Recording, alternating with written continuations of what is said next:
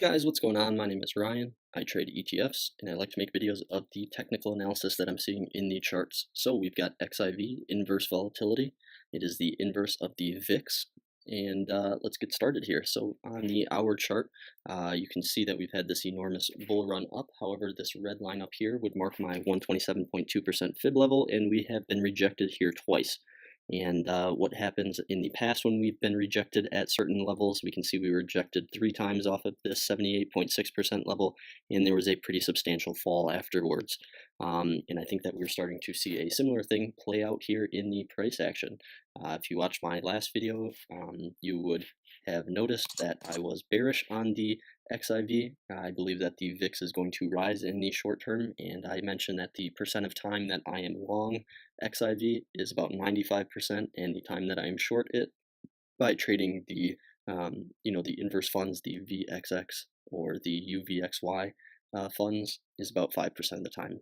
So this is a rare circumstance that I'm actually quite bearish on volatility, and I've had a play running here in VXX for a couple days now, and I'm interested to see how that plays out in the coming future. I have an average of 1103 at the moment, I believe, in VXX, and let's just see how that's, or 1303 in VXX, and we're doing okay. I'd like to see this go up just a little bit higher, and I think there's reason to believe that it will go higher, and I will try to explain that here in this video. We can see this very similar pattern taking place here on the left side as we do on the right side here. We have 4 rounded tops. We've got 1, 2, 3, 4, and over here we've got 1, 2, 3, 4 as well, and then we see this fall here. This might be a wedge pattern that's taking place here, and this is just the retracement up to E. In fact, let's go ahead and try and see if that is correct in any way, shape, or form. We just go ahead and drag that out and delete this line. We could say that this is our A, B, C, D, E, and I think that that might be what's going on here. Got our A, B, C, D, and E.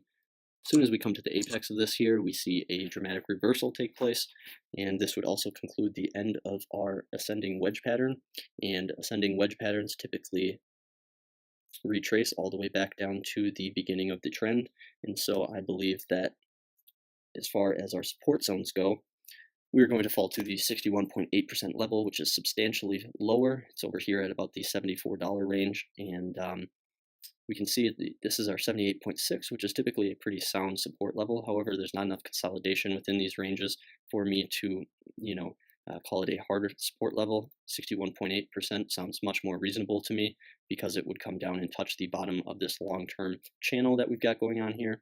These channel lines here act as strong support and resistance lines to me in my eyes. They've acted that way for many months now, and I could see us. I also have much more consolidation here within this range down here. So as far as the price action goes, I have a reason to believe that we're going to fall down and then shoot back up here, but it would be a nice little trade to get in here at about the $74, $73 level and ride it back up to 82. Be a quick 12% gain there. And as far as divergences go, we have similar divergences here on the left chart taking place in the same place that it did here on the right chart. We have a lower high here and a higher high in prices, and over here we have a lower high and a higher high. So these are two natural divergences, and I have reason to believe that we are just seeing the start of this dump downwards.